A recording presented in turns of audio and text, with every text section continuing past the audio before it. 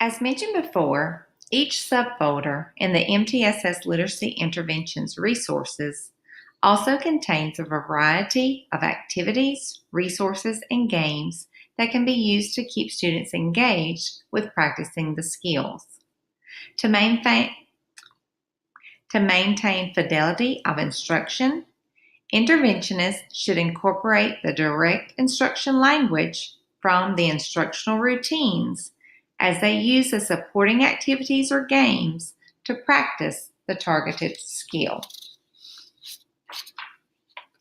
Let's watch a video to see firsthand how this interventionist incorporates the instructional routine with the Race to the Pond game found within the subfolder for lower level phonics instruction.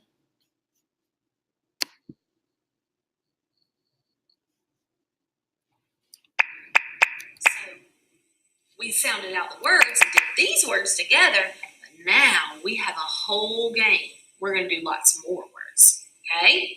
So this is called the Race to the Pond game. And what we're going to do is you're going to roll this dice and move along the path. And when you land on a word, then we're going to read it, and we're going to say it with our fingers, and we're going to write it. So, but the bad thing is, if you land on a lily pad, see those lily pads, you have to go backwards 3 spaces. Okay? Are you ready? All right. I'm gonna let you go first, okay? Move it. 1, 2, 3, 4, 5, 6. All right. Let's see. Let's move it off so we can see what word you're on. Okay. There's your word. So we're going to do it together.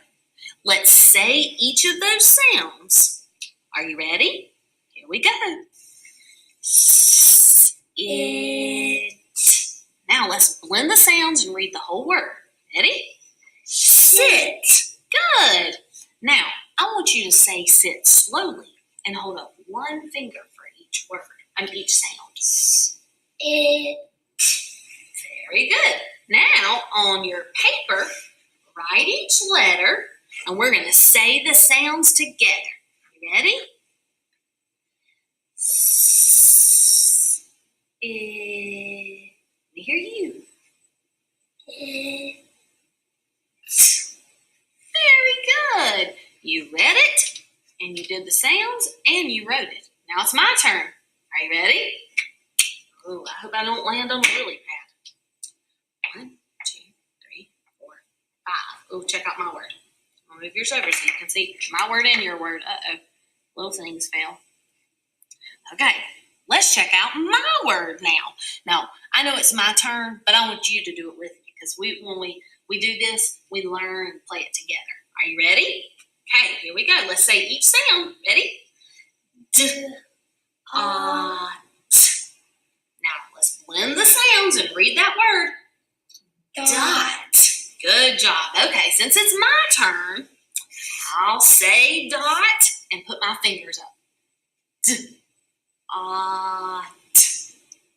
Now, I'm going to write dot as we say that sound, as I say the sound. You say it with me. You ready? D, t. Nice. Now read that whole word for me. Dot. Excellent. You're good at this. Okay, now it's your turn. Are you ready? I'll move you back to where you were. Hey, move. I think you think it was a 3. Move it 3. 1, 2, 3. 1, 2, 3. You're back to the same word. Okay, it's my turn. I got 3 too. 1, 2, 3. Okay, check out my word. Now, let's say each sound together. You ready? B. Og. Now, let's blend the sounds and read the word. Ready? Bog. Excellent. Now, since it's my turn, I'll hold up my finger and say each word, each sound. Og. Now, I'm going to write it. Og. Good. Your turn. You roll that dice. 1, 2, 3, 4. Perfect. Let's see what your word is. Okay. Let's say each sound. Ready? Id. Now let's blend those sounds and say the word. Ready? Kid. Good. Now you hold up your fingers and you tell me all the sounds in kid. Id. Very good. Now this time as you say it, I want you to write the sounds in kid.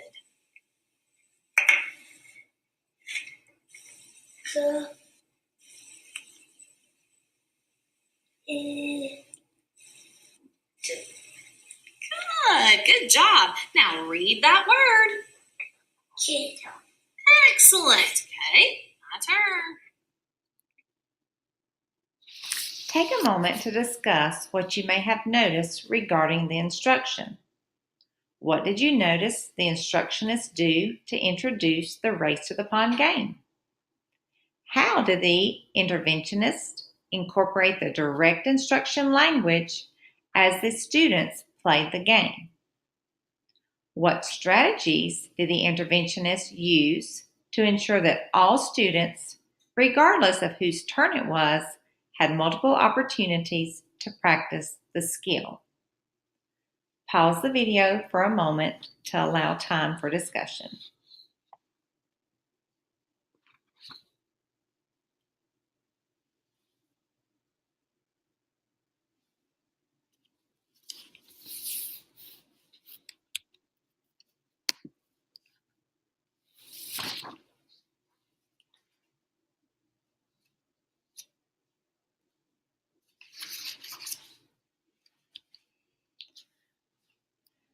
You probably noticed that the interventionists introduced the Race to the Pond game, but also explained that they would be using some of the routines that they had been practicing when they were working on this skill.